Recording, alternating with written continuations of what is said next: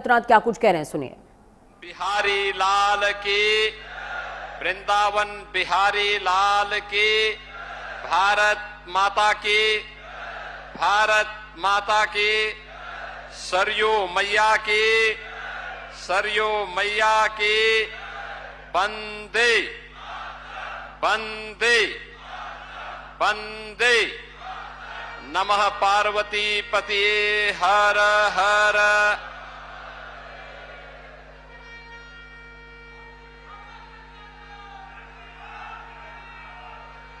दरियाबाद और रामनगर विधानसभा क्षेत्रों की सैकड़ों करोड़ रुपए की परियोजनाओं के लोकार्पण और शिलान्यास के लिए आयोजित आज के समारोह में उपस्थित उत्तर प्रदेश सरकार में मंत्रिमंडल के मेरे सहयोगी प्रभारी मंत्री बाराबंकी श्री सुरेश राही जी, दरियाबाद के लोकप्रिय विधायक प्रदेश सरकार में मंत्रिमंडल के मेरे सहयोगी श्री सतीश चंद्र शर्मा जी, उत्तर प्रदेश अनुसूचित जाति जनजाति आयोग के अध्यक्ष पूर्व सांसद श्री बैजनाथ रावत जी, जिला पंचायत अध्यक्ष श्रीमती राजरानी रावत जी, भारतीय जनता पार्टी के क्षेत्रीय अध्यक्ष श्री अवधेश द्विवेदी जी, विधान परिषद के माननीय सदस्य श्री अंगद कुमार सिंह जी, अवनीश कुमार सिंह जी, माननीय विधायक श्री साकेंद्र वर्मा जी,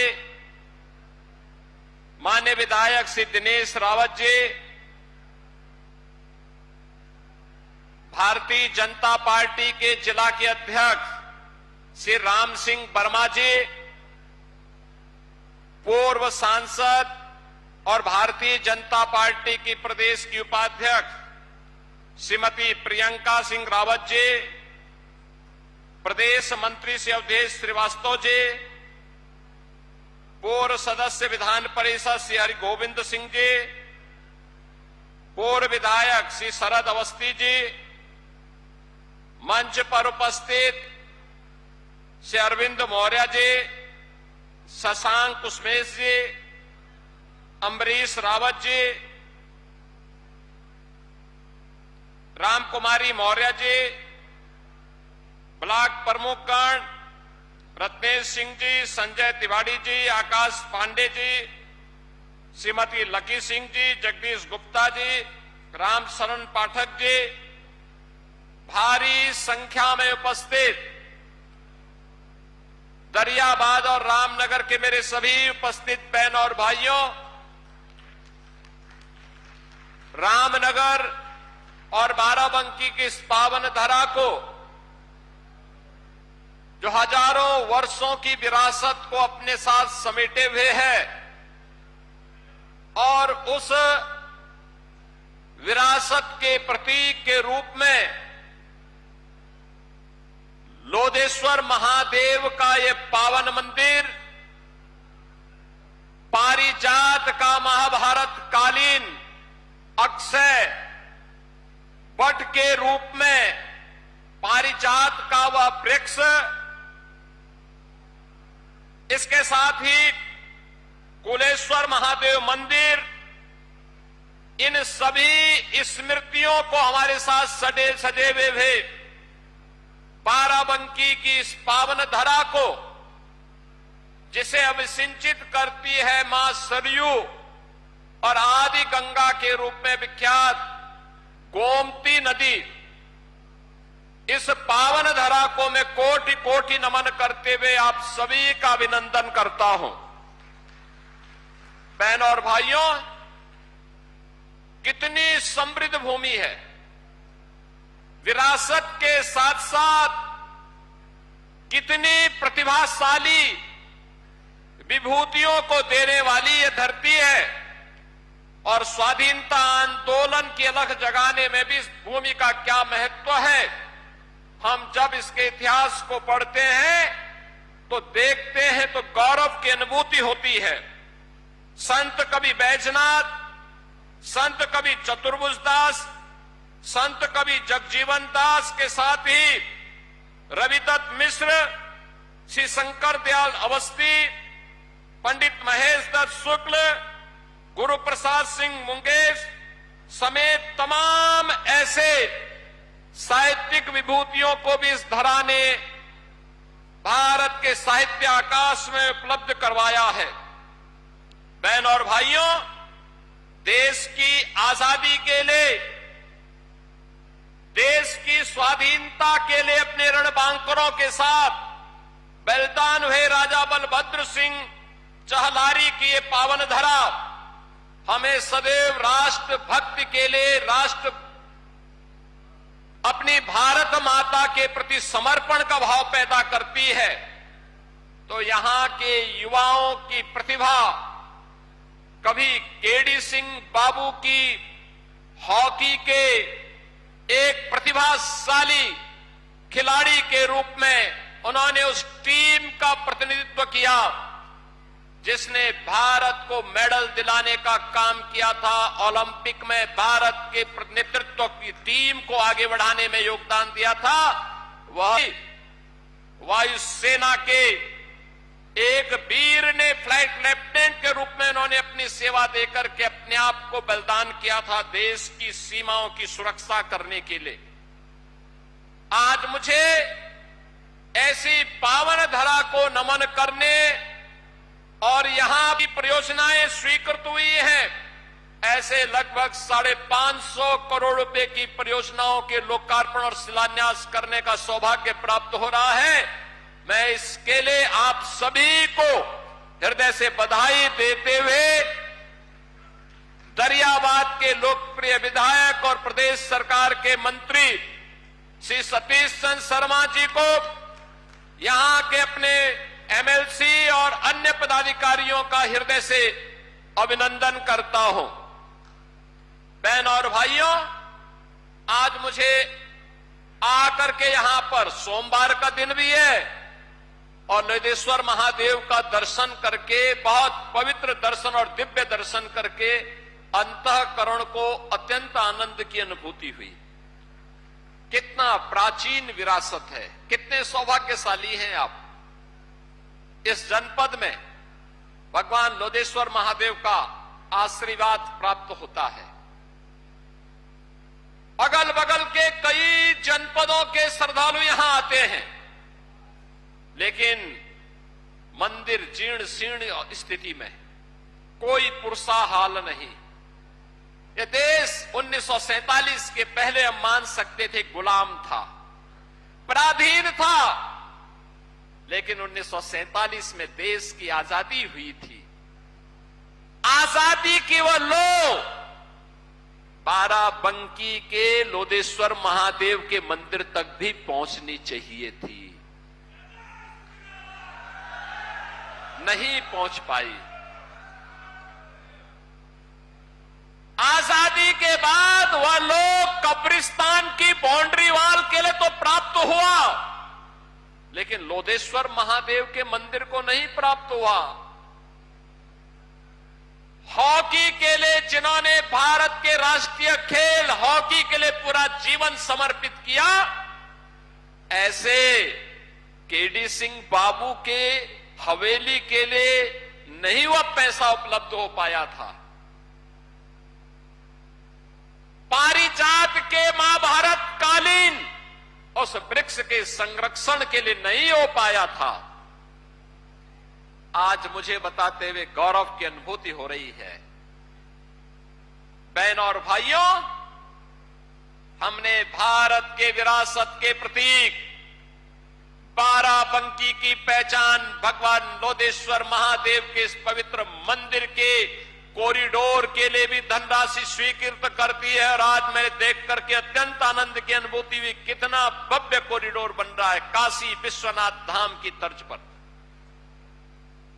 काशी विश्वनाथ धाम की तर्ज पर अब हमारे लोदेश्वर महादेव मंदिर का भी कॉरिडोर बनेगा और आने वाला हर श्रद्धालु, चाहे वह बाराबंकी का हो, अयोध्या का हो, बहराइच का हो, गोंडा का हो, सीतापुर, लखीमपुर, लखनऊ, उन्नाव, हरदोई, रायबरेली, अमेठी, फतेहपुर और पूरा बुंदेलखंड क्षेत्र भी आता है। जो भी आएगा अभिभूत होकर के जाएगा और बदले में आशीर्वाद और धन्यवाद आपको देकर के जाएगा।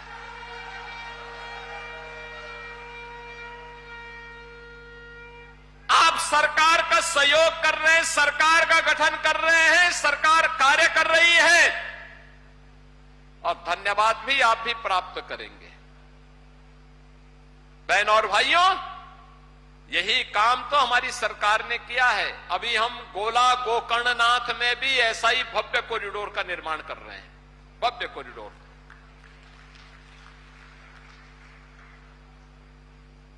मां विंध्यवासिनी मंदिर मिर्जापुर में भी ऐसे ही भव्य कॉरिडोर का निर्माण हो गया है। काशी एक नव्य और दिव्य काशी के रूप में चमक गई है। आज से 9 वर्ष पहले कोई काशी जाता था, संकरी गलियों से जाना होता था, गंदगी रहती थी। आज काशी जाएंगे, भव्य और नव्य काशी के रूप में, दिव्य काशी के रूप में दर्शन होते हैं। अंतःकरण से जो भी आता है देश भर से, हम लोगों को भी 2 शब्द धन्यवाद का दे करके जाता है। कितना भव्य दर्शन कर हुआ है भगवान का। आज अयोध्या कोई आता है, अभिभूत होकर के जाता है। पूरे उत्तर प्रदेश वासियों को धन्यवाद प्राप्त होता है। उत्तर प्रदेश वासी देश के अंदर कहीं जाते हैं, आज उसे सम्मान प्राप्त होता है। जब कोई स्पोर्ट्स पर्सन देश भर का या खास तौर पर हॉकी का कोई खिलाड़ी, हॉकी में 36 वर्ष के बाद भारत की टीम ने ओलंपिक में मेडल जीता। उससे पहले केडी सिंह बाबू और मेजर ध्यानचंद जी के समय में ही भारत लगातार 3 बार ओलंपिक में मेडल जीता था, लगातार 3 बार गोल्ड मेडल जीता था। बहनों और भाइयों, कोई भी जब देखेगा कितना दुख हुआ था लोगों को जब समाजवादी पार्टी के समय में हॉकी के इस महान खिलाड़ी ने, जिसने पूरा जीवन भारत के राष्ट्रीय खेल हॉकी के लिए समर्पित किया था, और कितना हृदय विदारक क्षण था जब उनकी हवेली बिकने की नौबत आई थी। तब हमारी सरकार आई थी, हमने कहा केडी सिंह बाबू की हवेली बिकेगी नहीं, सरकार उसका पैसा चुकाएगी और केडी सिंह बाबू की स्मृति को हम पुनर्जीवित करेंगे। हर युवा के लिए एक प्रेरणा है, हर भारतीय के लिए एक प्रेरणा है। आपने कल देखा होगा रात्रि को जब फीफा का स्पेन और अर्जेंटीना का मैच चल रहा था, क्या लोगों में जज्बा था। 2 देश लड़ रहे थे, एक दक्षिण अमेरिका का अर्जेंटीना है और एक यूरोप का देश है स्पेन। दोनों टीमों के बीच संघर्ष चल रहा था, खूब लड़ाई ली जा रही थी फुटबॉल के लिए, और कैसे उनके समर्थक अभिभूत हो रहे थे। मैच हो रहा था अमेरिका में, न्यू जर्सी में मैच चल रहा था। मैं देख रहा था लोगों के उस जज्बे को। ऐसे ही हॉकी जब चलती है, पूरे भारत की निगाहें स्वतः स्फूर्त भाव के साथ उसमें लगती हैं, क्योंकि भारत का खेल है और इसको नई ऊंचाई प्रदान की थी मेजर ध्यानचंद जी ने और केडी सिंह बाबू की जोड़ी ने। एक नई ऊंचाई दी थी, और केडी सिंह बाबू की हवेली बिक जाए, ये कैसे हम स्वीकार कर सकते थे। हमने कहा नहीं, केडी सिंह बाबू की हवेली का पैसा हम चुकाएंगे और केडी सिंह बाबू के म्यूजियम का निर्माण हम वहां पे करेंगे। बहनों और भाइयों, जब अच्छी सरकार आती है तो अच्छी सरकार ऐसे ही कार्यों को करके आगे बढ़ती है। विरासत, ये विरासत सनातन धर्म की पहचान है। याद रखना, इसी विरासत के संरक्षण के लिए, सनातन मूल्यों की रक्षा करने के लिए यहां पर जो मैं कह रहा था कि अलग अलग समय में अलग अलग महापुरुषों ने अपना योगदान दिया।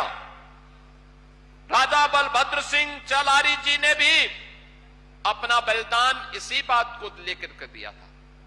देश की आजादी के लिए अपने रणबांकुरों के साथ उन्होंने ब्रिटिश हुकूमत की चूने हिला दी थी। मात्र 18 वर्ष की उम्र में वो लड़े थे। मात्र 18 वर्ष, क्या उम्र होती है 18 वर्ष की, लेकिन देश की आजादी के लिए उससे बढ़कर के कुछ नहीं हो सकता। और यही तो काम किया था राजा बलभद्र सिंह ने, यही काम किया था कवि लाखन पासी जी ने, यही काम तो किया था देश की इसी गुलामी से मुक्त करने के लिए, देश की स्वाधीनता को बनाए रखने के लिए महाराजा बिजली पासी ने। यही तो योगदान दिया था महाराज सोहेलदेव ने, यही तो योगदान दिया था महाराणा प्रताप ने, छत्रपति शिवाजी महाराज ने और गुरु गोविंद सिंह जी महाराज ने। आज हम स्मरण करते हैं इसलिए क्योंकि देश की स्वाधीनता को बनाए रखने के लिए उन्होंने अपना योगदान दिया। और ये मेरी सरकार का सौभाग्य है, हमारी सरकार ने महाराज सोहेलदेव का भव्य स्मारक बहराइच में उसी स्थान पर बनाया है जहां पर महाराजा सोहेलदेव ने एक विदेशी आक्रांता सालार मसूद को मारा था। उसकी पूरी सेना के साथ उसको चकनाचूर किया था। उसी स्थान पर हमने भव्य कॉरिडोर बनाया है, भव्य कॉरिडोर महाराजा सोहेलदेव का बनाया है। हमारी सरकार लखनऊ में वीरांगना उदा देवी पासी का भी भव्य एक बटालियन, पीएसी की बटालियन ही हमने गठित की है। हमने वीरांगना छलकारी बाई कोरी के नाम पर गोरखपुर में पीएसी की एक बटालियन का गठन किया है। और ऐसे ही बदायूं में अवंती बाई लोधी के नाम पर, वीरांगना अवंती बाई लोधी के नाम पर एक पीएसी की महिला बटालियन का गठन हम लोगों ने वहां पर भी किया है। महारानी दुर्गावती के नाम पर बांदा में हम लोगों ने मेडिकल कॉलेज का निर्माण किया है। औरैया में लोकमाता अहिल्याबाई होलकर के नाम पर एक गवर्नमेंट मेडिकल कॉलेज का निर्माण किया है। अयोध्या में इंटरनेशनल एयरपोर्ट महर्षि वाल्मीकि के नाम पर किया है। अयोध्या में रेन बसेरा ये निषाद राज के नाम पर किया है। यानी हर महापुरुष को, जिस भी महापुरुष ने देश के लिए योगदान किया है, सनातन के लिए अपना समर्पण किया है, हमारा दायित्व बनता है उनको सम्मान दें, उनके गौरव को, उनकी महिमा को वर्तमान पीढ़ी को अवगत कराएं और उन्हें इस बारे में अवगत कराएं कि सनातन की सुदृढ़ नींव पर ही हमारा उज्जवल भविष्य निर्भर करेगा। हमारा भविष्य इस पर निर्भर करेगा। सनातन सुरक्षित है, हम सब सुरक्षित हैं। और अगर सनातन के ऊपर कोई खतरा आएगा तो बहनों और भाइयों, ये खतरा कोई बच नहीं पाएगा।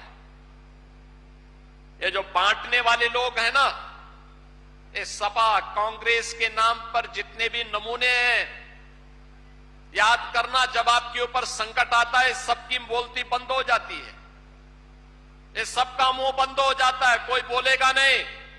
और यही कारण था, पैसा आपका, लेकिन वो पैसा खर्च होता था कब्रिस्तान की बाउंड्री वाल के नाम पर। महादेवा के लिए पैसा नहीं मिलता था, अयोध्या के लिए पैसा नहीं मिलता था। महाराज सोहेलदेव के नाम पर, महाराज बिजली पासी के नाम पर, महाराज लाखन पासी के नाम पर, वीरांगना उदा देवी पासी के नाम पर, वीरांगना अवंती बाई लोधी के नाम पर, वीरांगना छलकारी बाई कोरी के नाम पर लोक माता अहिल्याबाई होलकर के नाम पर या काशी विश्वनाथ धाम के नाम पर या गोला गोकर्ण के नाम पर कोई पैसा नहीं प्राप्त होता था, कोई पैसा नहीं मिलता था। इसको वे सांप्रदायिक कहते थे। कब्रिस्तान की बाउंड्री वॉल बनाना उनके लिए यह धर्मनिरपेक्षता का एक मानक बन गया था। लेकिन कावड़ यात्रा पे रोक लगा देना, जन्माष्टमी के आयोजन को प्रतिबंधित कर देना, रामनवमी के शोभा यात्रा को रोक देना, दुर्गा पूजा के पंडालों को प्रतिबंधित करना, इसको वे धर्मनिरपेक्षता का मानक मानते थे, उसका स्टैंडर्ड मानते थे कि धर्मनिरपेक्ष वही है जो ये काम करेगा। हमें ऐसे धर्मनिरपेक्षता को खाड़ फेंक करके सनातन की सुदृढ़ भूमि पर एक सुरक्षित भारत के निर्माण की दिशा में आगे बढ़ना पड़ेगा। एक सुरक्षित भारत के लिए कार्य करना पड़ेगा। और जो लोग धर्मनिरपेक्षता के नाम पर सनातन को अपमानित करते थे, ये वही लोग थे, ये वही लोग थे। एक और आपको अपमानित करते थे, आपके पर्व और त्योहार के पहले उपद्रव करते थे, अराजकता फैलाते थे, और दूसरी तरफ अपने बुर्गों से अवैध वसूली करवाते थे। यानी उन्होंने कोई निवेश तो किया नहीं, क्योंकि अराजकता थी, कर्फ्यू था, दंगा था। तो वे लोग क्या करते थे, गांव-गांव में, शहर-शहर में उन्होंने कट्टा और बम बनाना शुरू करा दिया। उस कट्टे और बम से फिर व्यापारी लूटा जाता था, बेटी की इज्जत के साथ खिलवाड़ होता था। और आज कट्टा और बम नहीं, अब तो लखनऊ में ब्रह्मोस मिसाइल बन रही है। ब्रह्मोस मिसाइल एक बार जब दागा जाता है ना, तो पाकिस्तान से लेकर के उसके आका तक सबकी नींद उड़ जाती है और सब बाप बाप कह करके चिल्लाते हुए दिखाई देते हैं। यह है आज के भारत की ताकत। आज ब्रह्मोस मिसाइल बन रही है। आज डिफेंस मैन्युफैक्चरिंग कॉरिडोर का एक नया केंद्र यूपी बन गया है। अब बेटी भी सुरक्षित है और व्यापारी भी सुरक्षित है, तो बड़े बड़े निवेश आ रहे हैं और यूपी के नौजवानों को यूपी के अंदर ही काम भी मिल रहा है, नौकरी मिल रही है। सरकार का पहले के सिद्धांत, स्पष्ट सिद्धांत है। पहले दिन ही हमने कह दिया था कि सरकार बिना भेदभाव के कार्य करेगी, किसी के साथ भेदभाव नहीं करेगी। गरीब के लिए, दलित के लिए, वंचित के लिए, किसान के लिए, महिलाओं के लिए, समाज के उस प्रत्येक तबके के लिए सरकार कार्य करेगी, बिना भेदभाव के कार्य करेगी। प्रधानमंत्री मोदी जी का सबका साथ सबके विकास के मंत्र को हम लोगों ने जमीनी धरातल पर उतारा है। लेकिन हम लोगों ने यह भी कहा कि कोई उपद्रव करेगा, बेटी और व्यापारी की इज्जत के साथ खिलवाड़ करेगा, तो दो ही जगह होगी, या जेल जगह होगी या जहन्नुम जगह होगी। इसके अलावा तीसरी कोई जगह नहीं होगी।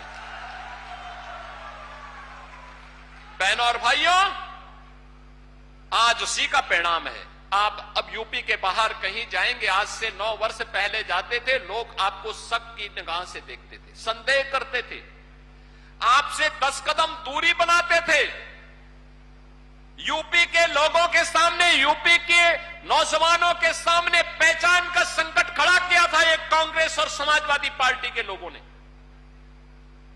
आज मैं कह सकता हूं, यूपी का नौजवान, यूपी का कोई नागरिक यूपी के बाहर जाता है और सामने वाले को अगर आप अपनी पहचान दे देते हैं कि मैं उत्तर प्रदेश से हूं, मैं बाराबंकी से हूं, मैं अयोध्या से हूं, मैं लखनऊ से हूं, अगर आप कह देंगे, सामने वाले के चेहरे पर चमक दिखती है। और जो पहले 10 कदम पीछे भागता था, वह उसकी इच्छा होती कि 10 कदम आगे चल करके वो आपको गले से मिल ले।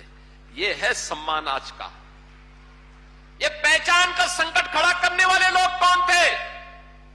यही समाजवादी पार्टी है जो बांट रही है, जाति जाति को लड़ा रही है। यही समाजवादी है। बेटी की सुरक्षा के लिए यही सपाही खतरे बने हुए थे। और उस समय कहावती चल पड़ी थी कि देख सपाई बिटिया घबराई। बहनों और भाइयों, याद रखना, नए लोगों को बताइए इनकी गुंडागिर्दी के बारे में, इनके उपद्रव के बारे में, इनकी अराजकता के बारे में, इनके द्वारा विकास के कार्यों में लूट के बारे में। आप लखनऊ में जाते होंगे, ताज होटल के ठीक पीछे एक ऊंची खड़ी बिल्डिंग दिखाई देती है, उसको कहते हैं जेपीएनआईसी। ये जेपीएनआईसी ये देश के अंदर इमरजेंसी के खिलाफ आवाज को उठाने वाले, एक नया संघनाद करने वाले लोकनायक जयप्रकाश जी के नाम पर बनी हुई है। समाजवादी पार्टी बना रही थी। उस बिल्डिंग की कीमत कितनी थी? 200 करोड़। खर्च हो गया 864 करोड़ और अभी भी अधूरी थी। अधूरी, पूरी नहीं हो पाई। ये लूट थी समाजवादी पार्टी की। पूर्वांचल एक्सप्रेसवे, पूर्वांचल एक्सप्रेसवे का निर्माण हमारी सरकार ने किया और एक्सप्रेसवे का शिलान्यास जब हमने किया, उससे पहले समाजवादी पार्टी भी उसका शिलान्यास कर चुकी थी, लेकिन काम प्रारंभ नहीं किया। टेंडर उन्होंने अवार्ड कर दिए थे, आमंत्रित कर दिए थे। हमने जब उस समय इनका एस्टिमेट देखा तो था 11,200 करोड़ का, 15,200 करोड़ का। 6 महीने तक काम नहीं हुआ। मैंने पूछा वे कार्य क्यों नहीं हो रहा है? पता लगा कि साहब जमीन नहीं है। तो मैंने कहा भी जमीन लो, निरस्त किया। मैंने नए सिरे से काम शुरू कराया। जब 2 वर्ष के बाद जमीन आई, हमने फिर से शिलान्यास प्रधानमंत्री जी को बुला के शिलान्यास करवाया। पता लगा कि इसका टेंडर भी 15,200 करोड़ का आया है। मुझे कुछ शक हुआ, मैंने फिर कैंसिल करवाया और फिर नए सिरे से हमने एक साथ टेक्निकल और फाइनेंशियल बिड मंगवाई। आप आश्चर्य करेंगे, उसी एक्सप्रेसवे को जिसको समाजवादी पार्टी 15,200 करोड़ में बना रही थी, हमने 11,800 करोड़ रुपए में उस पूर्वांचल एक्सप्रेसवे को बना दिया। ये समाजवादियों का डकैती है। गोमती रिवर फ्रंट, कुल एस्टिमेट आया था 168 करोड़ का, खर्च हो गया 1,700 करोड़ और तो भी अधूरा। अब मुझे बताओ, ये जो पैसा पे डकैती डाल रहे थे, पैसा क्या कोई सिपाही घराने का पैसा है क्या? नहीं, ये पैसा आपका पैसा है। ये पैसा आपका पैसा है। कांग्रेस के समय में उनके बेईमानी और भ्रष्टाचार के खिलाफ एक प्रधानमंत्री तो यहां तक बोल लिए कि 100 रुपया बेचता हूं, नीचे केवल 15 रुपया जाता है, 85 रुपया ऐसा ये बेईमान खा जाते हैं। तो बेईमान कौन, किसका पैसा था वो? बहनों और भाइयों, चाहे वह समाजवादी पार्टी की डकैती हो या कांग्रेस की लूट, ये पैसा वही पैसा है जो आज किसी गरीब और किसी अनुसूचित जाति और पिछड़ी जाति के नौजवान को स्कॉलरशिप के रूप में मिल रहा है। किसी गरीब बेटी की शादी जिस पैसे से आज हो जा रही है, कन्या सुमंगला योजना के माध्यम से जो पैसा आज बेटियों को प्राप्त हो रहा है, टैबलेट के रूप में नौजवानों को एक टैबलेट उपलब्ध हो जा रहा है, अन्नदाता किसानों को किसान सम्मान निधि का लाभ मिल जा रहा है, किसी गरीब को सिर ढकने के लिए, छत के लिए प्रधानमंत्री आवास या मुख्यमंत्री आवास योजना का लाभ मिल जा रहा है। ये वही पैसा है जो हर गरीब को 5 लाख रुपए की स्वास्थ्य बीमा के रूप में भी प्राप्त हो जा रहा है। और इसी पैसे पे तो ये डकैती डालते थे, जिसको डबल इंजन की सरकार ने प्रधानमंत्री मोदी जी के नेतृत्व में मजबूती से रोका और कहा नहीं, एक गरीब का पैसा, एक किसान का पैसा, एक महिला का पैसा, एक युवा का पैसा, एक दलित का पैसा, एक पिछड़े का पैसा उसको मिलना चाहिए, जरूरतमंद का पैसा उसको मिलना चाहिए। आज उसी पैसे को हम लोगों ने लूट से बचा करके आपके खाते में पहुंचाने का काम किया है। ये जो विकास हो रहा है, ये जो कॉरिडोर बन रहा है भगवान लोधेश्वर महादेव का, ये वही पैसा है जो पैसा पहले ये लोग कब्रिस्तान के नाम पर डाइवर्ट करते थे। हमने उसका मुंह केवल घुमा दिया। हमने कहा उधर नहीं, ये पैसा इधर आना चाहिए, ये पैसा इधर आना चाहिए। भगवान लोधेश्वर महादेव का कॉरिडोर बनेगा तो भगवान लोधेश्वर महादेव की कृपा से बाराबंकी विकास करेगा। युवाओं की नौकरी पे सिपाही सिंडिकेट का कब्जा था, नीलामी होती थी नौकरी। आज तो मुझे अच्छा लगता है जब मैं लखनऊ में नियुक्ति पत्र वितरित करता हूं तो बाराबंकी का नौजवान में भी पुलिस में भी भर्ती होता है। Uttar Pradesh public service commission में एसडीएम भी बनता है, डिप्टी एसपी भी बनता है।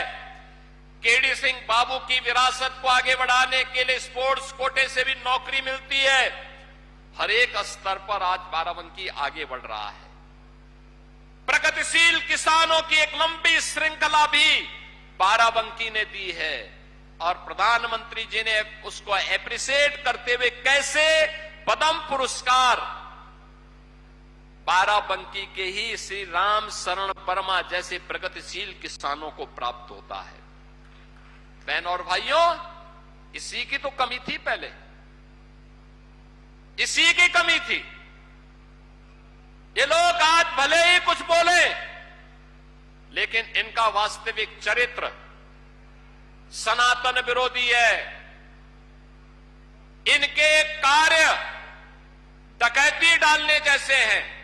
जनता के हक पर, विकास की परियोजनाओं पर ये लोग डकैती डालने का काम करते थे और इनके कारनामे ऐसे थे जो उत्तर प्रदेश वासियों के सामने पहचान का ही संकट खड़ा कर देते थे। आज यूपी आगे बढ़ रहा है। बॉटम 3 से टॉप 3 इकोनॉमी के रूप में यूपी आगे बढ़ा है। आज आप देखते होंगे प्राकृतिक आपदा आती है, बाढ़ आती है, सरयू मैया में पानी आता है, लेकिन बाढ़ बचाव के पुख्ता उपाय किए जा रहे हैं। अस्थायी समाधान की तरफ हम जा रहे हैं। गोमती आदि गंगा के रूप में मां गोमती के सुंदरीकरण और उसके पुनरुद्धार के कार्य को आगे बढ़ाया जा रहा है। और जो मैंने पहले भी कहा, स्टेट कैपिटल रीजन के रूप में बाराबंकी के जो दोनों हाथों में लड्डू है, एक तरफ लखनऊ है और दूसरी तरफ अयोध्या है, तो दोनों के बीच में बाराबंकी अपनी एक नई पहचान के साथ विकास आपका कोई रोक नहीं सकता है, कोई रोक नहीं सकता है। जो विकास लखनऊ तक आएगा वो बाराबंकी तक जरूर आएगा और जो अयोध्या आएगा वह बाराबंकी तक जरूर आएगा। आप सबसे मेरी अपील है, याद रखना, ये कांग्रेस और ये समाजवादी पार्टी ये विरासत के विरोधी भी है और विकास के भी धुर विरोधी है। इनको इससे कोई लेना देना नहीं है। ये गांव के विरोधी हैं, गरीब के विरोधी हैं, किसानों के विरोधी हैं, नौजवानों के विरोधी हैं और महिलाओं के तो जन्मजात विरोधी हैं। इन लोगों से सतर्क रहने की आवश्यकता है। सतर्क रहेंगे तो हमेशा सुरक्षित रहेंगे और नहीं तो आप देखते होंगे ना कि जैसे ही आप देखते होंगे कि जैसे ही इनसे कोई सटेगा तो खतरा उतना ही बढ़ेगा। उनसे सावधान और सतर्क रह करके बाराबंकी के विकास की इस प्रक्रिया को, जैसे आज 550 करोड़ रुपए की एक नई सौगात के रूप में हम लोग, ये केवल 2 ही विधानसभा की बात कर रहा हूं मैं भी, इसमें कॉरिडोर वाला काम हमारा पहले से चल रहा है लगभग 100 करोड़ का। आज मैंने जिलाधिकारी बाराबंकी से भी कहा है कि जो सड़क लोधेश्वर महादेव के सामने से जा रहा है, थोड़ा इसको 4 लेन का कर देने की आवश्यकता है। 2 लेन से थोड़ा 4 लेन हो जाए जो गेट है इस गेट को और भव्य बनाने की आवश्यकता है। प्रस्ताव भेजें, पैसा हम देंगे। पैसे की कमी नहीं आज, अब पैसे की कमी नहीं है, विकास के लिए पैसे की कमी नहीं। जनता जनार्दन के लिए, युवाओं के लिए, महिलाओं के लिए, अन्नदाता किसानों के लिए, गरीबों के उत्थान के लिए कोई पैसे की कमी नहीं। हर कार्य जनता को समर्पित है और उसी समर्पण भाव के साथ आज हम सब आए हैं आपके बीच में कहने के लिए। आपने यहां पर दरियाबाद से सतीश चंद्र शर्मा जी को चुनाव जिता करके भेजा। विकास तेजी के साथ कर रहे हैं, वे यहां तो कर ही रहे हैं लेकिन साथ साथ अन्य जनपदों में जाकर के कार्य भी कर रहे हैं। आपने देखा होगा पहले क्या होता था, एक समाजवादी पार्टी के समय में गरीब का राशन सब चट कर जाते थे। हम लोग आए तो मैंने उनको खाद्य मंत्री ही बनाया और खाद्य मंत्री के रूप में जब उन्होंने काम करना प्रारंभ किया, आज आप देखते होंगे हर गरीब का राशन गरीब तक पहुंच जाता है। और अगर कहीं कोई धांधली कर रहा है तो लखनऊ की स्क्रीन में हमें सामने आ जाता है कहां चोरी कर रहा है, हम तत्काल कार्रवाई कर देते हैं। तो समाजवादी पार्टी को डकैती डालने की छूट देने की बजाय ईमानदार लोगों को चुन करके भेजेंगे तो लाभ ही लाभ है, फायदा ही फायदा है, गरीब का भी लाभ है। अब गरीब में तो सभी लोग आ जाते हैं, दलित, वंचित, पिछड़े, हर गरीब आ जाता, महिला, सब निराश्रित सभी लोग आ जाते हैं। आप याद करिए पहले समाजवादी पार्टी और कांग्रेस के समय में पेंशन का पैसा, पेंशन गरीब को नहीं मिलता था या छात्रों को छात्रवृत्ति नहीं मिलती थी, और मिलती थी तो उसमें भी कट ली जाती थी, यानी उसमें भी घूसखोरी होती थी। आज तो हमने तय किया है कि 12,000 रुपए सालाना वृद्धजनों को, निराश्रित महिलाओं को, दिव्यांगजनों को पेंशन देंगे। हम लोग लखनऊ में बटन दबाते हैं, 1,06,00,000 से अधिक इन सभी परिवारों को 12,000 रुपए सालाना पेंशन उनके अकाउंट में चला जाता। कोई कट नहीं ले सकता, कोई घूसखोरी नहीं कर सकता। छात्र की छात्रवृत्ति उसके अकाउंट में जाती है, कोई बीच में घुसखोरी नहीं कर सकता है। तो अच्छे लोगों को चुनेंगे तो फायदे में रहेंगे। रामनगर में भी अगर बीजेपी का कमल खिला होता तो रामनगर भी विकास की बुलंदियों को छू रहा होता, लेकिन यहां के लोगों को फुर्सत ही नहीं। उन लोगों को जिनको चुन करके भेजा आप लोगों ने 22 में या 24 में, उनको तो फुर्सत ही नहीं होती है, फुर्सत ही नहीं है विकास के बारे में चर्चा करने के लिए। एक भी बार विकास की किसी योजना का प्रस्ताव उन्होंने नहीं दिया, एक भी प्रस्ताव नहीं दिया, क्योंकि फुर्सत नहीं है। विकास उनके एजेंडे में नहीं है। विकास उनके एजेंडे में होता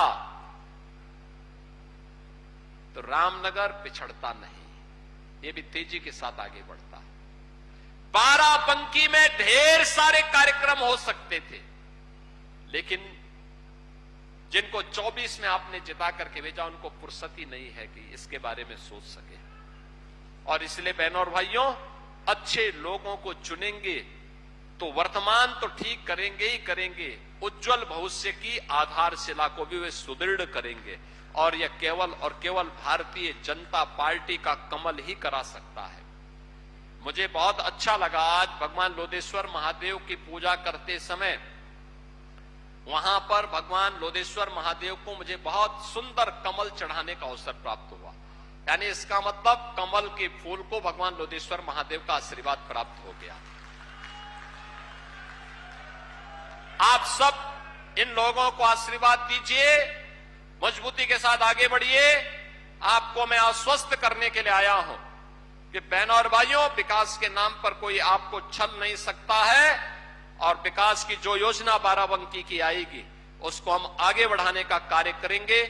आपको इन सभी 550 करोड़ रुपए की परियोजनाओं के लिए मैं हृदय से बधाई देता हूं, अपनी शुभकामनाएं देते हुए अपनी वाणी को विराम देता हूं। धन्यवाद। जय हिंद, जय जय श्री राम। बहुत बहुत धन्यवाद माननीय